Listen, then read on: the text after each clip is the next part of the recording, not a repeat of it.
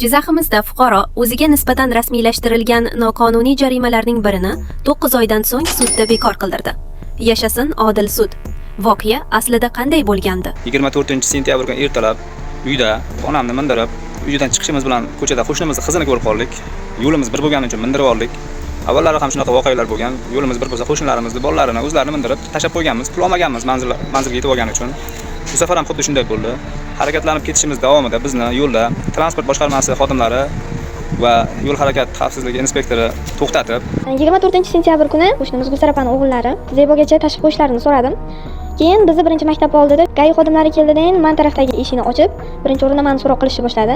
Ya'ni bu sizni yo'ldan olibdi-ku, sizdan yo'l haqqi so'ramadimi, qancha so'radi deb aytishdi. Avvalambor mendan hech qanaqa yo'l haqqi so'ramaganda. Chunki qo'shnimiz oldin ham olib ketardi tekinga. Endi bu yerda GAI xodimlari birdaniga kelib so'roq qilganiga men bir narsani aytdim, lekin mendan hech qanaqa yo'l haqqi so'ramagan. Menga nisbatan litsenziyasiz yo'lovchi tashyapsiz degan ayblov bilan jarima bayonnomasi rasmiylashtirib, mashinamni jarima maydonchasiga olib kelib qo'ydi.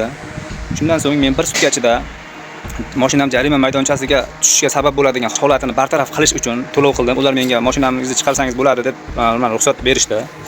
Shundan so'ng men ma'muriy amaliyot bo'limiga mashinamni chiqarish uchun kelib ruxsat berishlarini so'raganimda, bular menga ruxsat bermayapti. Sababi menga nisbatan qo'llanilgan jarima bayonnomasi topilmayapti. Qog'oz varianti ham, elektron varianti ham.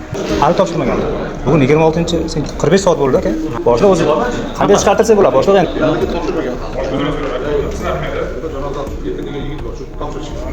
Mana hurmatli kuzatuvchilar, o'zlaringiz guvoh bo'ldilaringiz. Bugun 26-sentyabr soat 10. Menga nisbatan 24-sentyabr kuni rasmiylashtirilgan ma'muriy bayonnoma hali ham ma'muriy amaliyot bo'limida yo'q. Shu yerda xodimlar o'sha Jonzohib Erkinga telefon qilib so'rashganida qog'ozga rasmiylashtirganman. O'zim bilan planshetimda turibdi. Men Samarqanddaman deb javob berdi. Bu qanchalik to'g'ri? Shunchaki olib yurishi, topshirmasligi bilmadim. Vaholanki qonunchiligimizda joyida rasmiylashtirilgan bayonnomalar bir ish kunida, bir sutkada mansabdor shaxsga ma'muriy amaliyot bo'limiga topshirilishi kerak deyilgan. Lekin bu ish bajarilmayapti. Viloyat yo'l harakati xavfsizligi boshqarmasida ishingiz hal bo'ladi deyishdi. Bu yoqqa borsam Jizzax shahrida hal bo'ladi deyishdi. Shu 3-4 marta shu ikkita boshqarmada sarson bo'lib yuribman. Bu tirikchiligimiz mashina bilan bog'liq edi. Mana 2 kundan beri mashina yo'q.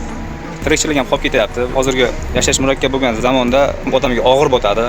Organ xodimlari va fuqarolar o'rtasida ko'payib borayotgan shu kabi noxush voqealarning sababi nimada? Izohlarga yozib keting. Ushbu Jizzaximiz sahifasiga like bosib, obuna bo'lib kuzatgan ko'zlaringiz dard ko'rmasin. Rahmat.